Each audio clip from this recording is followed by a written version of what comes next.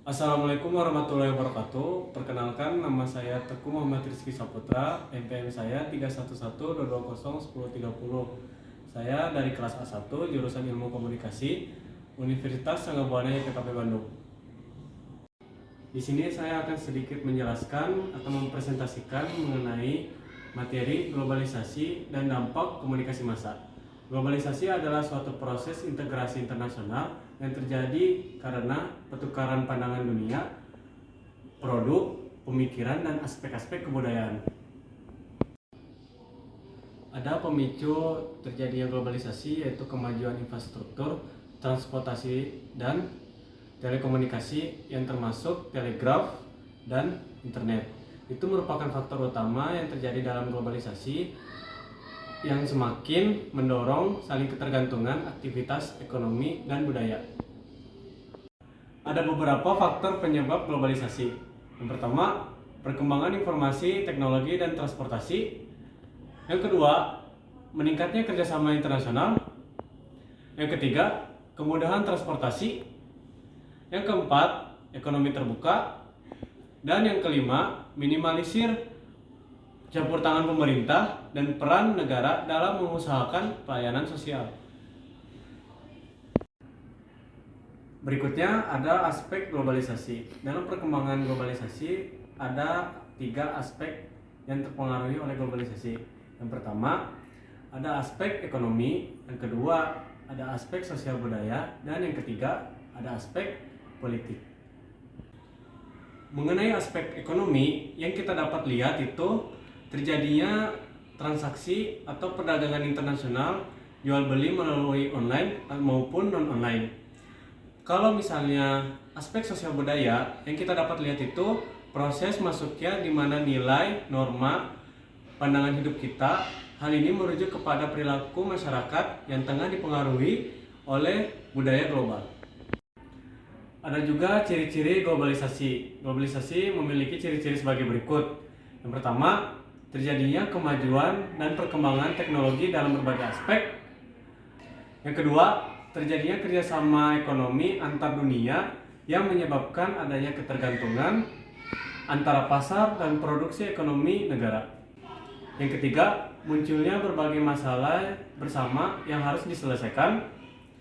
Dan yang keempat, terjadinya interaksi yang dimana dapat mengakibatkan pertukaran budaya atau alkulturasi tanpa disadari. Berikutnya dampak globalisasi. Globalisasi memiliki dampak positif dan negatif. Dampak positif. Pertama, masyarakat antar negara dapat berinteraksi lebih mudah dengan adanya kemajuan teknologi. Yang kedua, pengembangan ilmu pengetahuan akan lebih semakin pesat. Dan yang ketiga, hubungan antar negara internasional akan semakin membaik. Dampak negatif.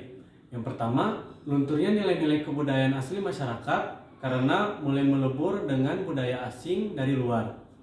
Yang kedua, masuknya pola hidup yang berbeda dengan gaya hidup asli masyarakat lokal, khususnya pola hidup dari negara barat.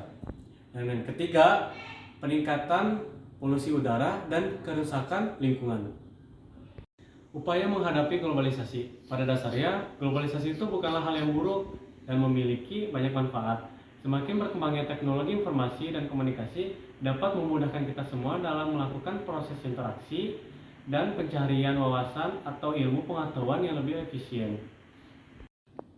Cara paling penting untuk menghadapi era globalisasi adalah untuk mengatur cara berpikir agar tetap kritis dalam menerima berbagai informasi dari media massa, sehingga tidak menghilangkan nilai, budaya, dan adat istiadat yang kita miliki. Berikutnya ada dampak atau efek komunikasi massa. Ada 3 dimensi dampak atau efek komunikasi massa. Yang pertama, kognitif, yang kedua, afektif, dan yang ketiga, konatif. Efek kognitif adalah akibat yang timbul pada diri komunikan yang sifatnya informatif bagi dirinya. Kognitif meliputi peningkatan kesadaran, belajar, dan tambahan pengetahuan. Efek afektif. Efek ini berhubungan dengan perasaan, emosi, dan attitude, atau disebut juga dengan sikap. Adapun faktor-faktor yang mempengaruhi adanya efek afektif ini. Yang pertama, ada situasi emosional. Yang kedua, ada skema kognitif. Yang ketiga, situasi terpaan. Dan yang keempat, faktor predisposisi individual. Yang ketiga, efek kognitif. Efek kognitif ini berhubungan dengan perilaku dan niat untuk melakukan sesuatu menurut cara tertentu. Seperti adanya program acara TV yang dimana akan menyebabkan para ibu rumah tangga untuk mengikuti resep-resep memasak dan lain sebagainya. Dan bagian terakhir adanya kesimpulan. Jadi dapat kita kesimpulkan mengenai globalisasi itu bukanlah hal suatu yang buruk ya. Jadi adanya globalisasi memiliki banyak manfaat. Dan globalisasi itu memiliki dampak positif dan adanya dampak negatif, yang dimana dampak positif itu bagi semua masyarakat akan mudah berinteraksi dengan adanya kemajuan teknologi. Kalau misalnya dampak negatifnya, munculnya pola hidup yang berbeda dengan gaya hidup masyarakat lokal, khususnya pola hidup negara barat.